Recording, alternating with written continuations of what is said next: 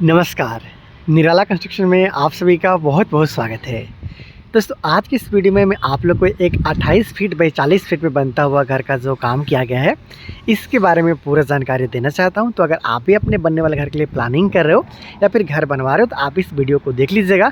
आपको अपने बनने वाले घर के लिए बहुत ज़्यादा आइडिया लग सकता है।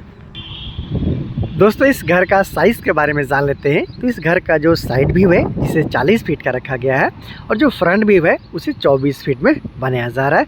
बहुत ही आसानी के साथ आप यहाँ पे देख पा रहे हो।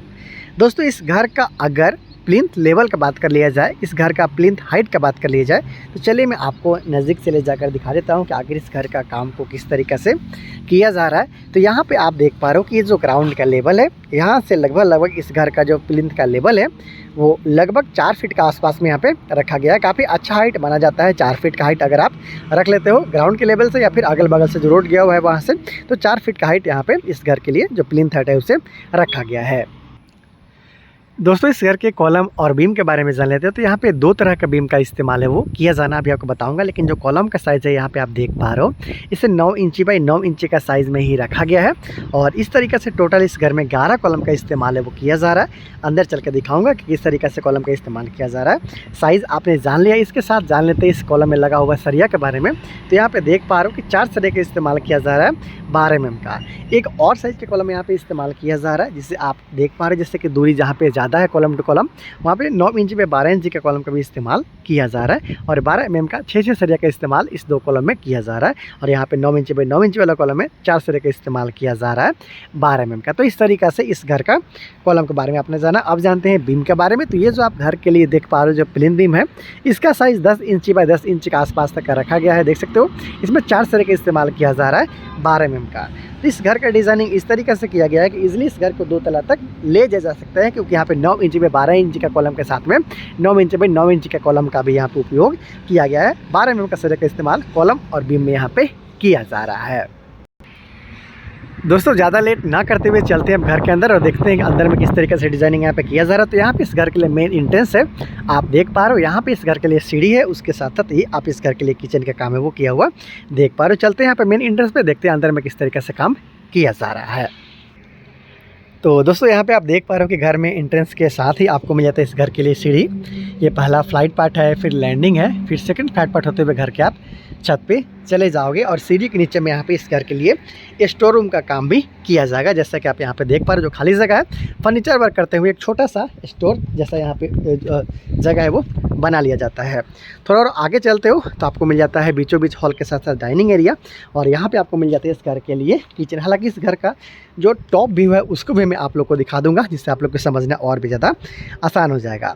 यहाँ पे 11.5 फीट बाई 11 फीट के आसपास तक का पहला रूम, उधर भी 11.5 फीट बाई 11 फीट के आसपास तक पहला रूम, फिर यहाँ पे कॉमन टॉयलेट बाद उसके साथ एक और रूम यहाँ पे है वो बनाया जा रहा है। तो 3 रूम के साथ में यहाँ पे काम को किया जा रहा है। अंदर का सारा दीवार है वो पार्टीशन वाला 5 इंच के साथ में यहाँ पे रखा गया है। और चलिए मैं आपको ये जो रूम है इसके बारे में बता देता हूँ, दिखा देता हूँ जिससे आपको समझने में काफ़ी आसानी होगा। और इसके साथ साथ यहाँ पे 2 और विंडो का इस्तेमाल इस घर में के रूम में किया जा रहा है, ये आप देख पा रहे हो। और यहाँ पे इस रूम में एक विंडो के साथ काम है वो किया जा रहा है।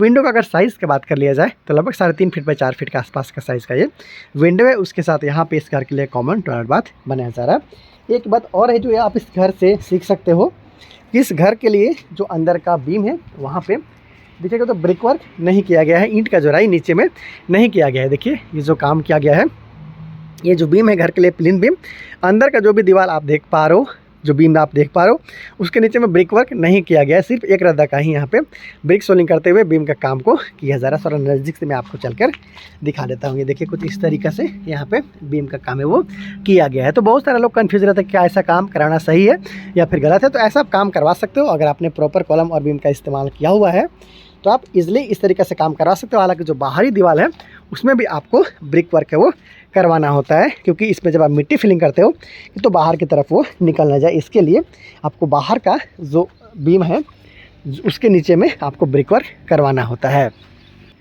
तो दोस्तों यहाँ पे आप देख पा रहे हो कि जो भी इस घर के लिए बाहर में बीम का काम है वो किया गया चारों तरफ से, वहाँ पे नीचे में कुछ इस तरीके से ब्रिक वर्क है वो किया गया जिससे ज़मीन के लेवल से लगभग 1.5 से 2 फीट के आसपास तक का नीचे से करते हुए यहाँ पे आया जाए, ताकि जो मिट्टी भराई हो वो बाहर की तरफ ना फेंक दे।